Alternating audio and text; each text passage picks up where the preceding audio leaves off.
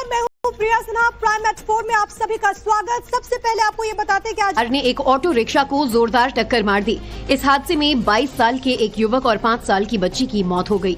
मोंढा नाका फ्लाईओवर पर कार ने ऑटो में इतनी जोरदार टक्कर मारी कि वो उछलकर नीचे जालना रोड पर जा गिरा। यूपी के औरैया में राजस्व टीम को बंधक बनाने के मामले में 3 लोगों को गिरफ्तार किया गया है। इस मामले में 5 लोगों के खिलाफ केस दर्ज किया गया है। आरोप है कि दबंगों ने राजस्व टीम को बंधक बनाकर उनके साथ मारपीट की और उनके सरकारी दस्तावेज को भी फाड़ दिया।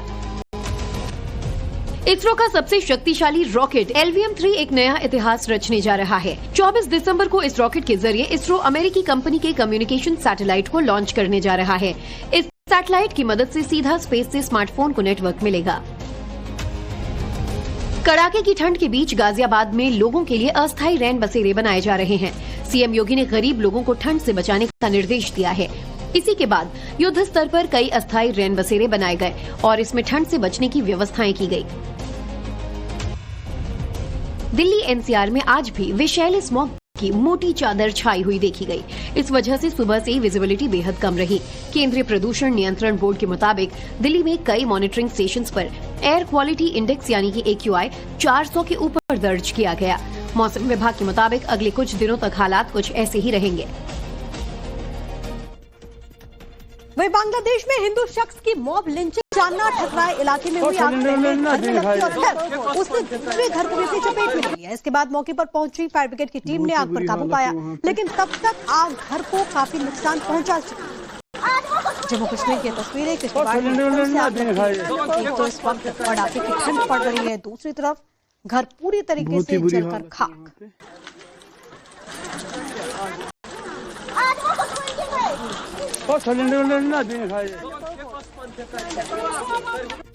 और अब बात मध्य प्रदेश के अशोकनगर की, जहां पर लगातार दूसरे दिन बुलडोजर एक्शन चल रहा है। अशोकनगर के गुना रोड पर बुलडोजर ने अवैध तरीके से बनाए गए ढाबे को ध्वस्त कर दिया। बताया गया कि सरकारी जमीन थी जिस पर अवैध तरीके से ढाबा बनाया गया। मौके पर पहुंची प्रशासन की टीम ने एक कर इस इमारत को जमींदोज कर दी।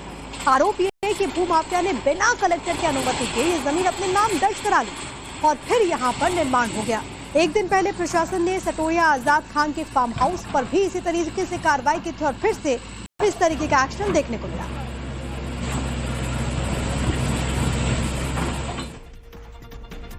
अब खबर यूपी के बागपत से है, जहां पर मछलियों से भरा एक ट्रक अचानक से पलट जाता है और इसके बाद वहां पर मछलियों की लूट सी मच गई। जी हां, हादसा बागपत में ईस्टर्न पेरिफेरल एक्सप्रेसवे पर हुआ, जब ट्रक का टायर अचानक से फट जाता है। इस वजह से काफी देर तक रोड पर यातायात भी प्रभावित रहा। लेकिन मछलियों की लूट कैसे बची, आप इन तस्वीरों को देखिए।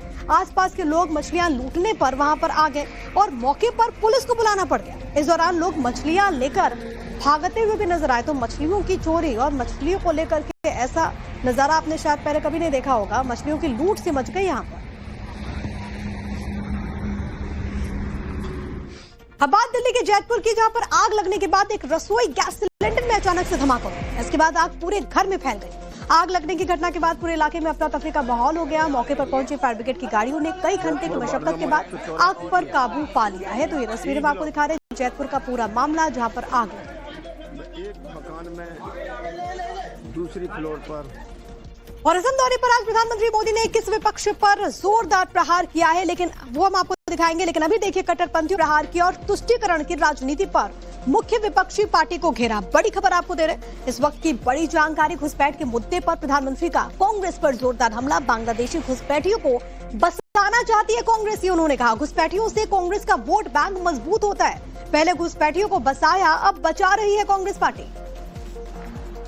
ये कांग्रेस अब भी देश विरोधी सोच को आगे बढ़ा रही है। ये लोग असम के जंगल जमीन पर उन बांग्लादेशी घुसपैठियों को बसाना चाहते हैं जिनसे उनको वोट बैंक मजबूत होता है। आप बर्बाद हो जाए उनको इनकी परवाह नहीं है, उनको अपनी वोट बैंक मजबूत करनी है। जब हमारी सरकार ने भूपेंद्र दा को भारत रत्न दिया था तो कांग्रेस ने खुलकर उसका विरोध किया था। कांग्रेस के राष्ट्रीय अध्यक्ष ने कहा था कि मोदी नाचने गाने वालों को भारत रत्न दे रहा है। मुझे बताइए, ये भूपेंद्र का अपमान है कि नहीं है? कला संस्कृति का अपमान है कि नहीं है? असम का अपमान है कि नहीं है? ये कांग्रेस दिन रात करती है, अपमान करना। तो 2 दिन के असम दौरे के दौरान प्रधानमंत्री मोदी ने राज्य को बड़ी सौगात दी है। बड़ी खबर है, असम को प्रधानमंत्री नरेंद्र मोदी की बड़ी सौगात। 1500 करोड़ से अधिक की परियोजनाओं का उद्घाटन उन्होंने किया है। गुवाहाटी में नई फर्टिलाइज प्लांट का शिलान्यास किया। गुवाहाटी एयरपोर्ट के नए टर्मिनल का भी उद्घाटन हुआ है। तो प्रधानमंत्री की तरफ से बड़ी सौगात दी गई है असम को। अभी थोड़ी देर पहले मैंने यहां अमोनिया यूरिया फर्टिलाइजर प्लांट का भूमि पूजन किया है। डिब्रूगढ़ आने से पहले गुवाहाटी में एयरपोर्ट के एक टर्मिनल का उद्घाटन भी हुआ है।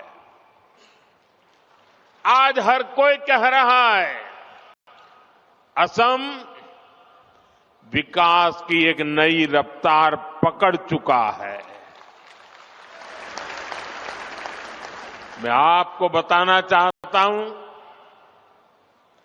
अभी आप जो देख रहे हैं, जो अनुभव कर रहे हैं, ये तो एक शुरुआत है। हमें तो असम को बहुत आगे लेकर के जाना है। और आइए आपको ये बता देते हैं कि प्रधानमंत्री ने असम वासियों को आखिरकार क्या क्या सौगात दी है, जो कि न सिर्फ राज्य बल्कि नॉर्थ ईस्ट स्टेट के लोगों के लिए भी आने वाले वक्त में काफी फायदेमंद साबित होने वाला है। तो विकसित असम का संकल्प, पीएम की सौगात।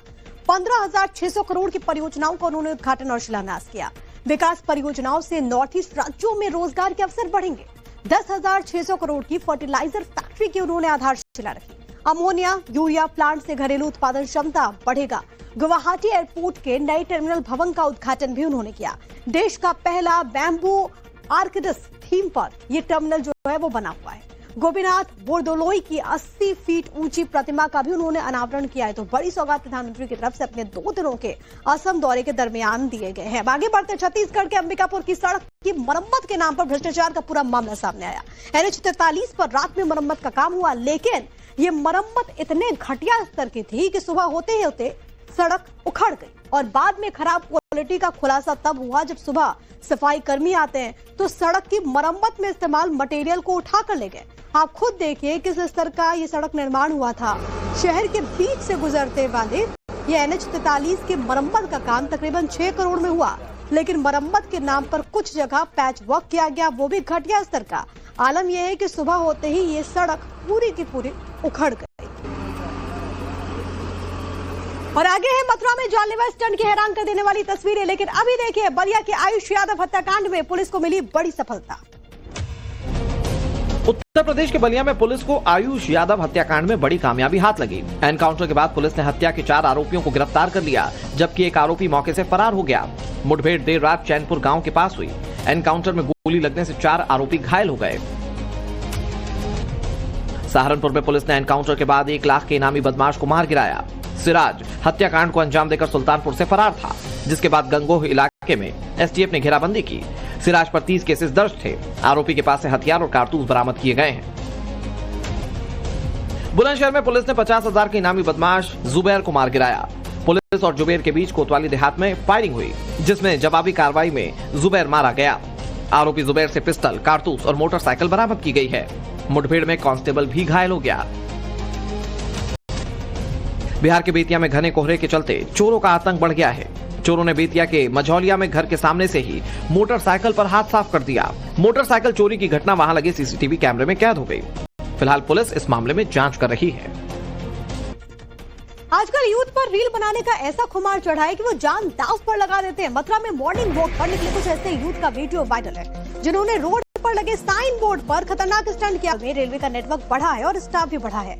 बढ़ते बजट के बीच इजाफा किया गया। रेलवे ने कहा कि यात्रियों पर कम से कम बोझ डाला गया है, लेकिन बेहतर सुविधाएं देने के लिए ये बढ़ोतरी बेहद जरूरी थी। इस किराया इजाफे से रेलवे को 600 करोड़ की कमाई होगी, लेकिन आम जनता पर जाहिर है कि इसका प्रभाव पड़ेगा। हालांकि बहुत ज्यादा इजाफा इसमें नहीं हुआ है। तो किराया बढ़ाने से 600 करोड़ अतिरिक्त यहाँ पर बढ़ोतरी होगी और इससे जाहिर है कि रेलवे को फायदा पहुंचेगा। आखिर कितना किराए में इजाफा हुआ है, कहां हुआ है, ये मैं आपको जरा बता देती हूँ, क्योंकि ये जानना आपके लिए जरूरी है। साधारण श्रेणी की अगर बात करें जनरल कैटेगरी में, तो 215 किलोमीटर से अधिक में कोई इजाफा नहीं किया गया। इसके अलावा साधारण श्रेणी में ही 215 किलोमीटर से अधिक अगर आप यात्रा करते हैं तो आपको 1 पैसे प्रति किलोमीटर किराए के तौर पर देना होगा। और mail express non AC train में आपको 2 पैसे प्रति किलोमीटर अतिरिक्त अब देना होगा, जबकि एसी कोच में सफर करने पर 2 पैसे प्रति किलोमीटर खर्च करना होगा। 26 दिसंबर से फैसला लागू होगा। हालांकि अगर आप लोकल ट्रेन या फिर मंथली पास है आपके पास, तो इसमें कोई बढ़ोतरी नहीं हुई है, यहाँ पर आपको राहत मिलती है। रेलवे इस इजाफे से करीब 600 करोड़ रुपए की अतिरिक्त कमाई करेगा। तो ये फैसला लिया गया है रेलवे की तरफ से। अब इसका असर उन तमाम लोगों पर पड़ेगा जो कि ट्रेन से सफर करते हैं, खासतौर पर लंबी दूरी पर अगर आप निकलते हैं। तो आगे आपको दिखाते हैं इस वक्त की हेडलाइंस। डिब्रूगढ़ की रैली में पीएम मोदी ने कांग्रेस पर जमकर साधा निशाना। कहा, कांग्रेस को घुसपैठिए अच्छे लगते हैं। असम में बांग्लादेशी घुसपैठियों को बसाना चाहती है कांग्रेस।